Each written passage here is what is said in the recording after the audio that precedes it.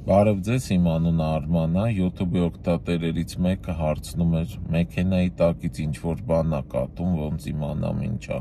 Ուրեմն նայեք, մեքենայի տակից կարող 8 բան կաթա։ Առաջինը կոնդենսատն է, այսինքն գլուշի ծելից կամ կոնդիցիոների կոնդենսատը։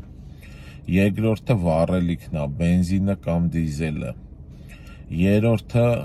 տաուտն է, այսինքն պիլնիկը ճղվել է, մի տեղից տաուտ է կաթում, բայց դա շատ չի կարա լինի, քիչ։ Չորրորդը տормոզնոյ ժիդկոստն է։ Հինգերորդը գիդրավլիկի ժիդկոստն է, եթե գիդրոուսելիցել է, ոչ թե էլեկտրո։ Վեցը